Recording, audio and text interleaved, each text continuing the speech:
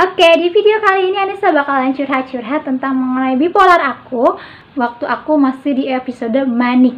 Di episode manik itu apa? Ikuti terus ya.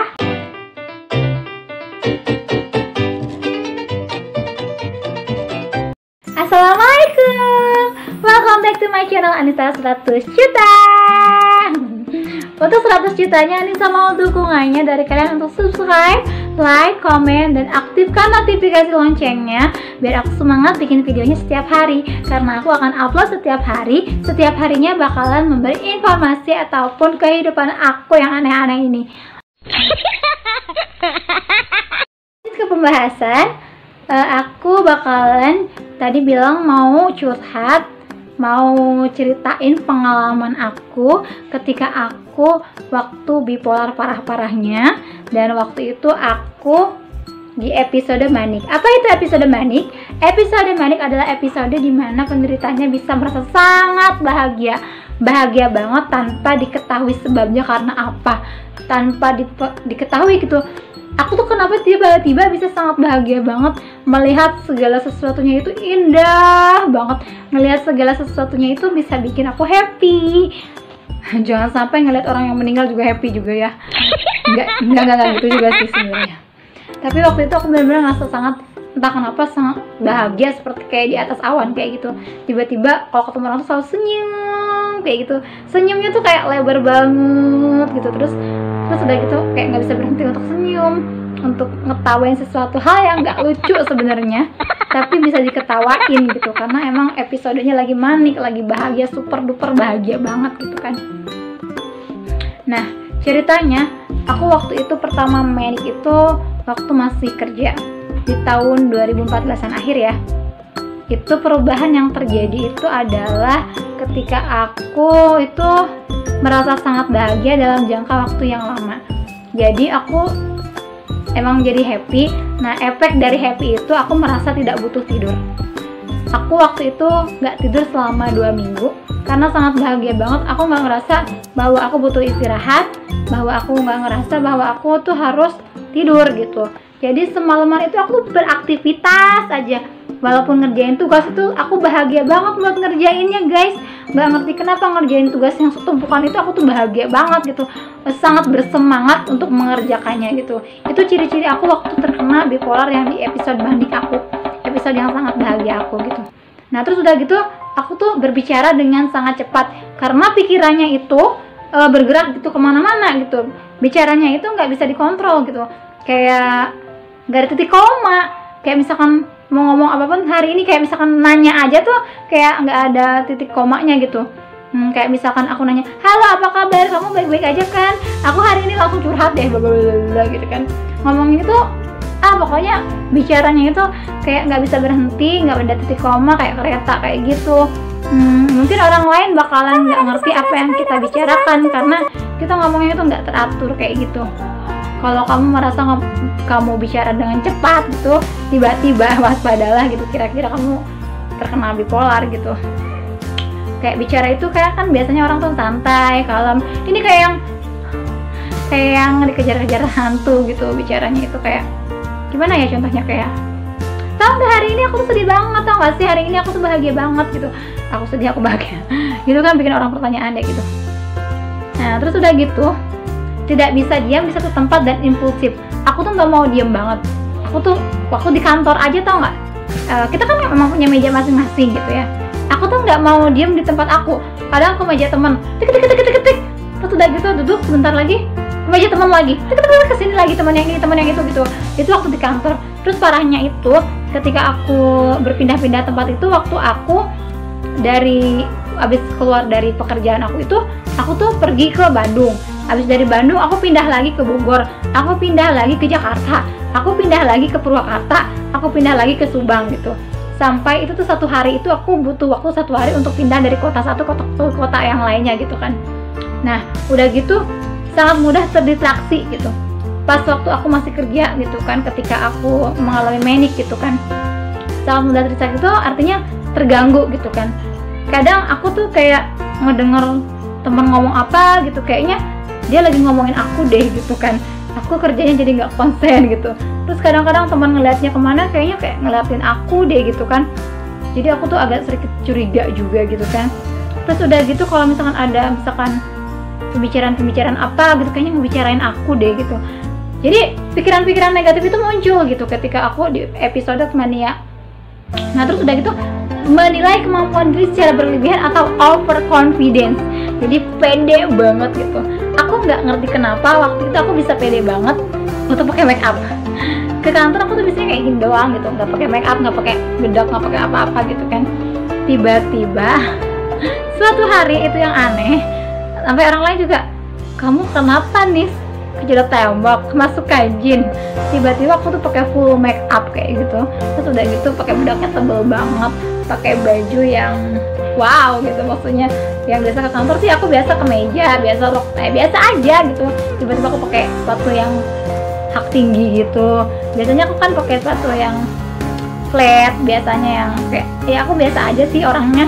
Tapi pas medik itu kan karena aku overconfidence itu, jadi aku tuh kayak berdandan berlebihan kayak gitu.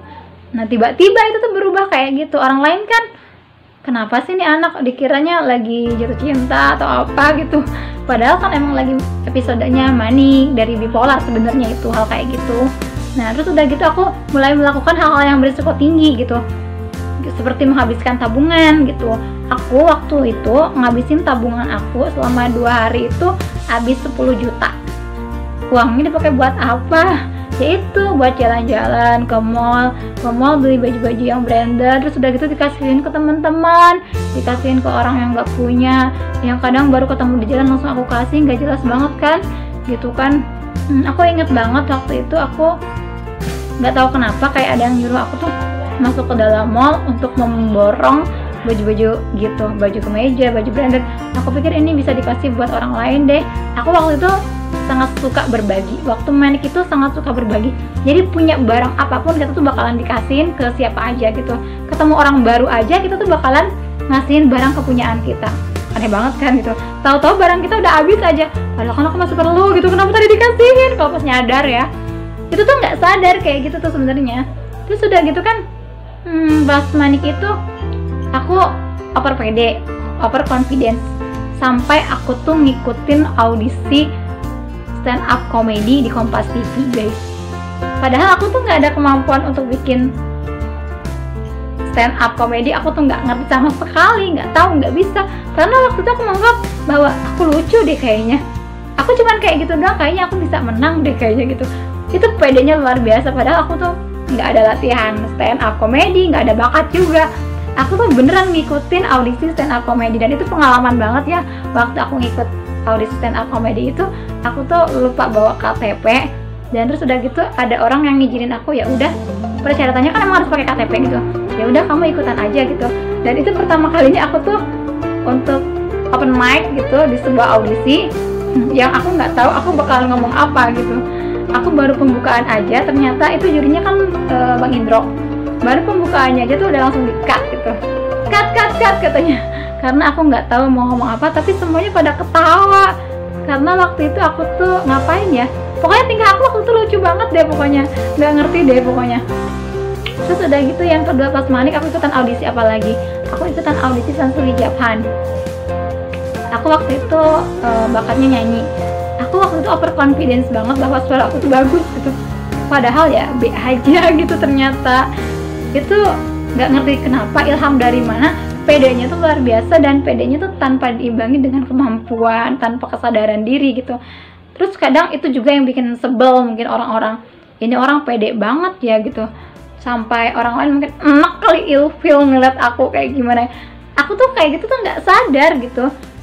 Sampai pas lagi mania juga aku punya masalah sama teman karena aku over pede, karena aku gampang marah kayak gitu. Aku punya masalah sama teman-teman kantor aku, dan sampai sekarang aku tuh ada masalah, emang belum ada baikan lagi. Aku bilang waktu itu, kamu kenapa sih kayak gitu di kantor? Waktu itu kan aku marah-marah kayak gitu di kantor. Tiba-tiba, biasanya aku nggak pernah bisa marah loh, tiba-tiba aku jadi kayak marah-marah kayak gitu. Temen aku ada yang nanya, aku bilang aku juga nggak ngerti. Waktu belum tahu bahwa aku bipolar, Aku bilang waktu itu aku kayak kesurupan deh. Aku bilang gitu. Kata temen aku, gak mungkin kamu kesurupan, karena aku tuh bisa dibilang agak rajin ibadah juga ya. Gak mungkin kamu kesurupan nih, katanya. Itu kamu kenapa jadi beda kayak gitu? Iya deh, kayaknya aku tuh kayak kesurupan gitu. Waktu itu aku belum tahu aku tuh punya bipolar. Waktu itu aku juga bingung kenapa tiba-tiba aku jadi berubah, jadi kayak orang lain kayak gitu. Nah itu waktu aku manik gitu, aku nggak ngerti kenapa aku bisa tiba-tiba bahagia dan aku bisa melupakan kenyataan yang ada dan aku bisa berubah menjadi orang lain. Yang aku tadinya pendiam, yang tadinya penurut, tiba-tiba jadi cerewet, jadi nggak mau diem, jadi penantang, jadi orang yang agak sombong juga sih bisa dibilang. Nah waktu manik itu karena over pede banget, tapi bahagianya itu bener-bener aku nggak ngerti bahagianya dari mana, tiba-tiba ya aku jadi bahagia banget. Itu cerita aku waktu aku manik ya. Ciri-cirinya kayak gitu. Nah kalau kalian pernah mengalami kayak gitu, bisa jadi kalian juga manik bipolar gitu, tapi jangan self diagnosis. Coba kalian ke psikolog atau ke psikiater untuk cek. Kalau kalian itu nggak bisa tidur selama 2 minggu dan kalian kuat-kuat aja, terus kalau kalian juga punya bicara cepat yang nggak bisa dipercaya, maksudnya bicara cepet tapi orang lain tuh nggak ngerti kamu bicara apa karena berpindah-pindah dari satu topik ke topik yang lain. Misalkan nih kamu lagi ngomongin topik olahraga, tiba-tiba ngomongin gosip artis, tiba-tiba ngomongin topik ekonomi, tiba-tiba ngomongin masalah pribadi kamu, itu kayak nggak punya tujuan untuk bicara apa gitu kan, kayak otaknya tuh pecah-pecah gitu deh kalau misalnya banyak bicara. Terus udah gitu melakukan hal-hal yang kayak ngabisin tabungan, boros, tiba-tiba boros gitu, tiba-tiba kamu bahagia bisa senyum seharian, terus tiba-tiba kamu ngeliat sesuatu hal yang gak lucu kamu anggap lucu, terus tiba-tiba secara tiba-tiba gitu kamu berubah menjadi seseorang yang berbeda dari sebelumnya, menjadi lebih aktif. Itu bisa dipastikan kamu itu mengalami gejala manik bipolar gitu. Tapi nggak bisa self diagnosis ya, kamu coba datangi ke ahlinya, ke psikolog atau ke psikiater. Sebelumnya sih lebih baik aku ke psikolog dulu kalau untuk memastikan bahwa kamu tuh bipolar apa enggak. Tapi kalau untuk udah kamu didiagnosis bipolar dan kamu butuh obat, kamu butuh ke psikiater. Nah gitu. Kalau tahu aku dari awal kalau aku tuh punya bipolar, sebaiknya aku tuh dari dulu tuh ke psikolog biar nggak terjadi kejadian yang aduh anjir. Sebenarnya pas kejadian manik tuh memalukan gitu, memalukan karena aku tuh sebenarnya orangnya nggak kayak gitu, tapi kenapa tiba-tiba aku tuh jadi kayak gitu, kayak bukan diri aku banget gitu. Kayak misalkan di kantor aku waktu itu sampai kesel sama atasan itu ngelemparin mouse gitu. Aku sampai malu banget sama atasan aku sih. Waktu itu aku sampai malu banget. Tapi alhamdulillah aku udah baikan lagi sama atasan aku sekarang. Aku bilang minta maaf, aku punya bipolar ternyata gitu kan. Setelah aku tahu bipolar, aku banyak minta maaf, aku alasannya punya bipolar. Mereka mungkin belum tahu bipolar itu apa, yang kayak gimana, tapi aku emang bener mengalami itu kok. Dan aku tunjukkan kalau aku berobat ke dokter, kalau aku emang harus minum obat. Dan sikap aku yang dulu-dulu itu yang mereka bikin sebel, yang aku bikin sebel mereka gitu, aku minta maaf ke mereka gitu aja sih. Sekarang udah tahu masalahnya, aku jadi lebih bisa mengambil keputusan dan mengambil tindakan gitu. Nah itu cerita aku di episode manik bipolar aku. Manik itu yang sangat bahagia, itu tiba-tiba ya caranya. Ada manik, ada juga depresif. Depresifnya aku pernah ceritain di konten aku yang sebelumnya, di link aku yang curhatan depresinya itu aku kayak gimana. Kalau maniknya aku juga ini aku ceritain bahagianya aku tuh bagaimana. Bahagianya aku tuh kayak lebih seneng foto-foto, lebih pede, ikutin audisi sana sini, terus udah gitu seneng ngelawak, udah gitu ngomongnya nggak mau berhenti, pokoknya gitu deh. Nah itu cerita aku ya. Kayaknya udah cukup aja ceritanya sampai di situ. Aku sih bicara ini sesuai pengalaman aku di tahun sebelumnya. Aku tuh seperti itu. Untuk teman-teman yang mungkin kenal aku juga mungkin tahu perjalanan aku tuh kayak gimana gitu kan, tahu perubahan aku kayak gimana dulu dan sekarang gitu. Nah aku mau ngucapin terima kasih buat yang udah nonton dari awal sampai akhir, dan semoga video ini bisa memberikan pengetahuan buat kalian yang nggak tahu bipolar itu apa, yang nggak tahu episode manik itu apa, yang nggak tahu apa-apa tentang mental illness. Karena kenapa mental illness itu kelihatannya sepele, kelihatannya emang jauh dari kalian, tapi ternyata itu sangat dekat dengan kehidupan kalian. Karena siapa tahu gitu kan, itu terjadi dalam diri kalian ataupun teman kalian, saudara kalian gitu. Seenggaknya kalian tahu bagaimana ciri-cirinya. Nah, itu aku sebutin bagaimana ciri-ciri aku dulu. Setiap orang pasti mempunyai ciri-ciri yang berbeda. Kalau aku tuh kayak gitu. Mungkin kalian punya cerita yang berbeda dengan ciri-ciri bipolar manik yang berbeda juga. Nah, cukup sekian dan terima kasih ya. Yang terakhir aku ucapin, jangan lupa di subscribe, like, komen, dan aktifkan notifikasi loncengnya biar aku tambah semangat bikin konten. Dan besok aku bikin konten lagi. Aku bakalan bikin konten setiap hari, konten yang pastinya menyemangati kalian, yang pastinya bikin kalian tambah happy, yang pastinya pengennya sih semoga terhibur ya. Bikin kalian tambah pengetahuan, tambah tahu apa yang aku tahu, aku share, aku bagi ke kalian. Nah, buat teman-teman juga yang lagi berjuang untuk fase bipolarnya di fase maniak, kalian jangan merasa berkecil hati karena fase itu pasti berlalu. Aku udah melewatinya dan sekarang aku di fase stabil, bisa karena aku udah melewati fase maniak itu dengan ya dijalanin aja gitu.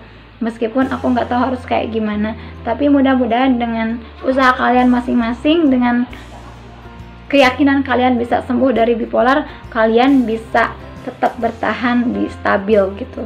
Oke, terima kasih ya yang udah nonton. Sekali lagi jangan lupa di subscribe dan sampai jumpa guys.